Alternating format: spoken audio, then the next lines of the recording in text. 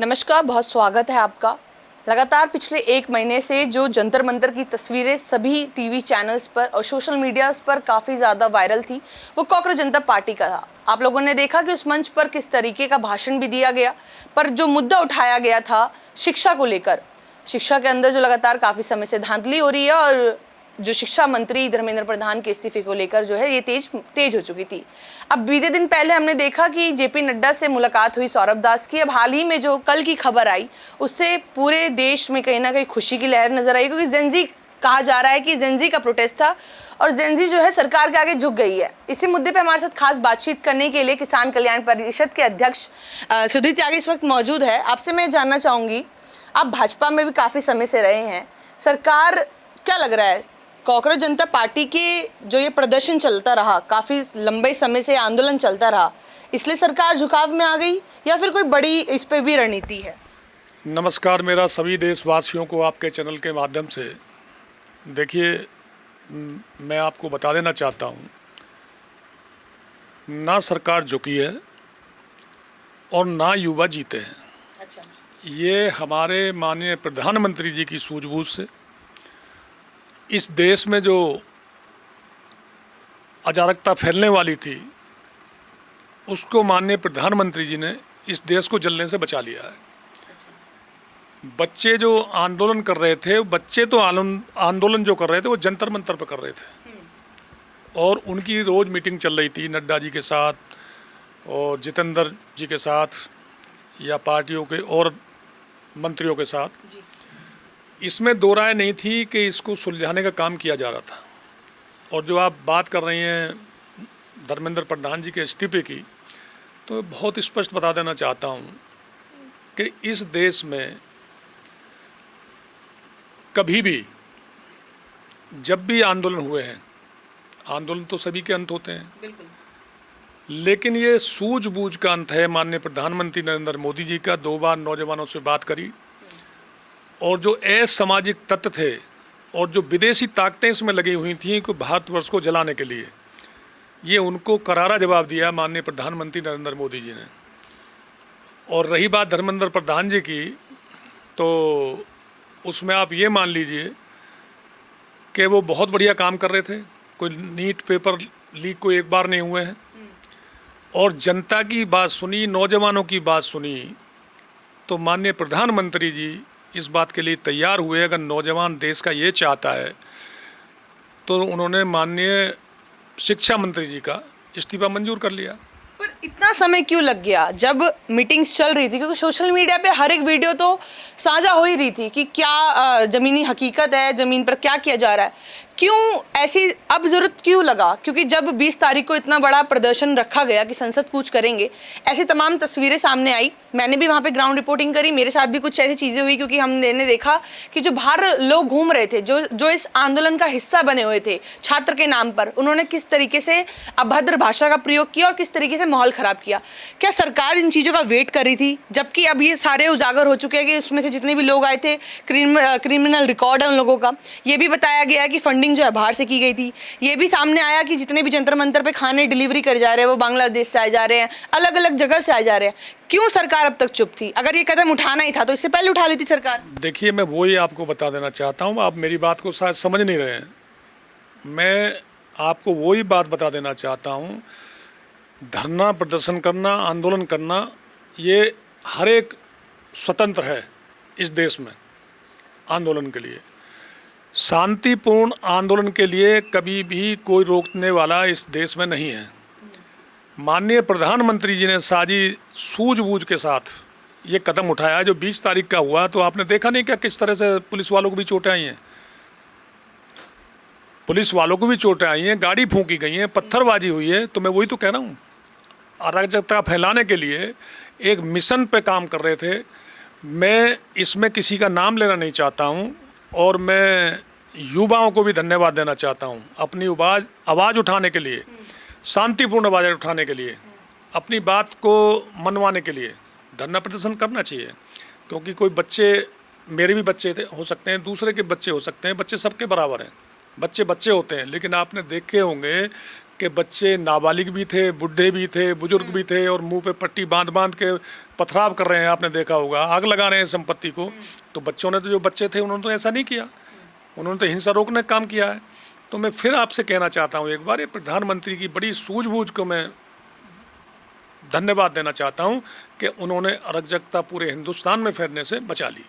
अच्छा, कहीं ना कहीं कॉकरोच जनता पार्टी, ये जो बदलाव किया गया, ये जो इस्तीफा किया गया, ये कहा जा रहा है कि कॉकरोच जनता पार्टी द्वारा जो है इस चीज़ों को पूरा अपना रहे हैं, खुशी मना रहे हैं। क्या लग रहा है कि ये कॉकरोच जनता पार्टी के आंदोलन की खुशी की लहर है, या सरकार ने इसके पीछे भी कोई बड़ी वजह ढूंढी है? क्योंकि अब जो नए शिक्षा मंत्री बने हैं प्रहलाद जोशी, सीधे तौर पर वो भी ब्राह्मण हैं और कहीं ना कहीं आरएसएस से वो भी कार्यकर्ता रह चुके हैं।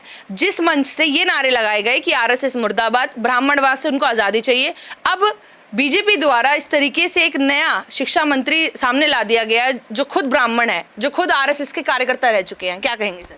देखिए, आपको भाजपा के बारे में पता है, भाजपा तो सबका साथ, सबका विकास, सबका विश्वास पे काम करती है।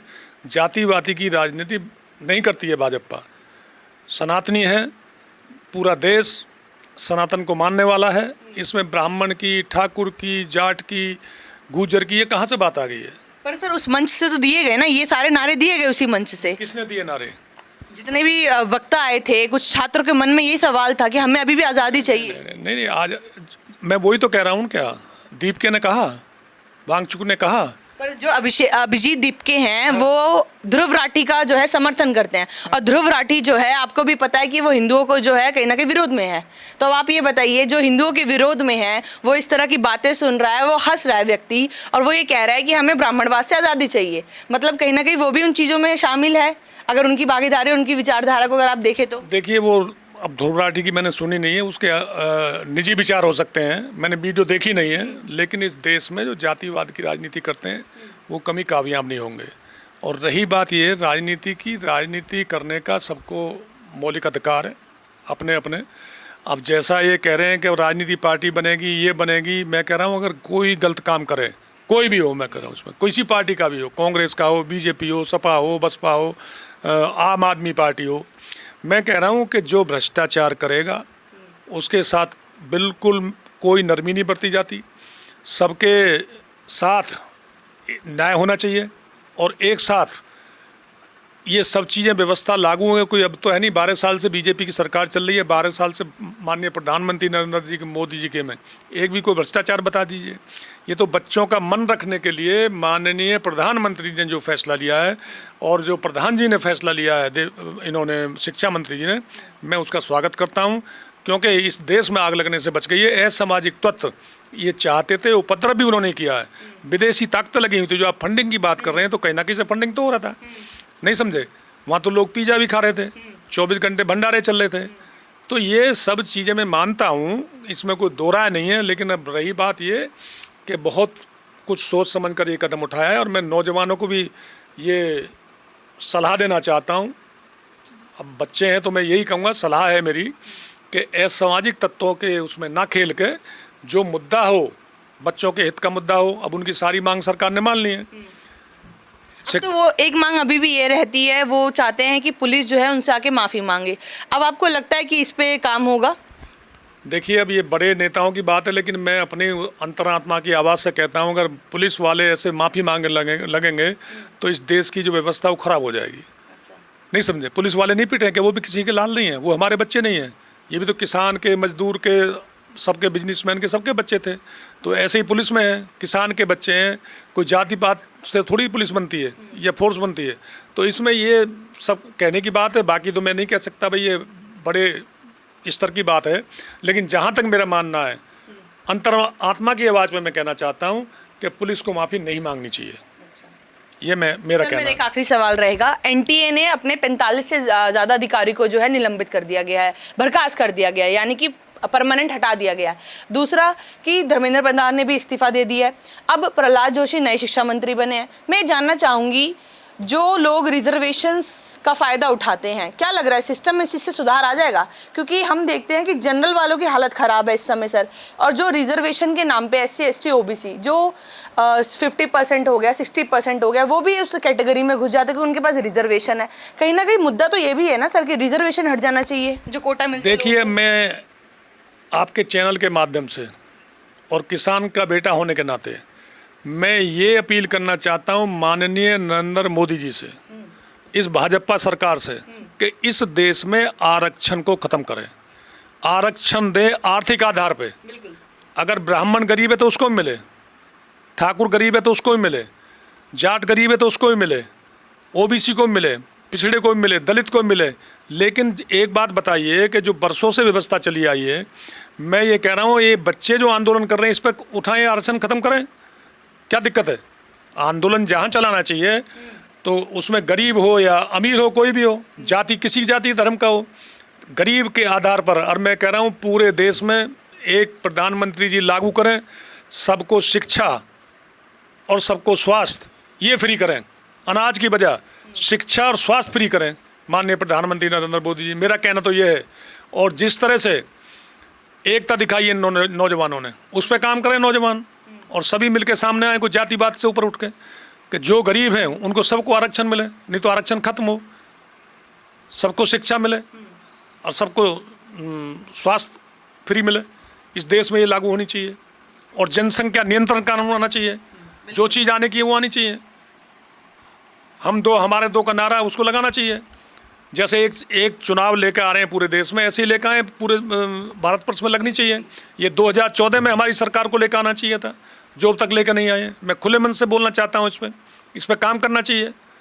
जनसंख्या नियंत्रण कानून इसी सत्र में आना चाहिए, जब जाकर देश का भला होगा, नहीं तो नहीं होगा।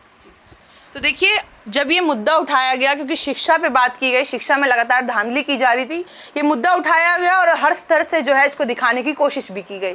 अब तमाम स्टूडेंट्स के ये भी मन में सवाल है और जेनजी के मन में भी ये सवाल है कि जो ये आरक्षण है क्या वो ख़त्म होगा? क्योंकि जिस तरीके से reservation SC ST OBC other backward classes को मिलता है, उसके चलते कहीं ना कहीं जनरल कैटेगरी के लोग जो है कहीं ना कहीं इन चीज़ों का सामना करना पड़ता है। इस वीडियो को आपने पूरा देखा है और सुना है, कमेंट बॉक्स में आप बताइएगा कि जिस तरीके से सुधीर त्यागी जी ने अपनी बातों को रखा है, इस पर आपकी क्या राय विचार है। धन्यवाद।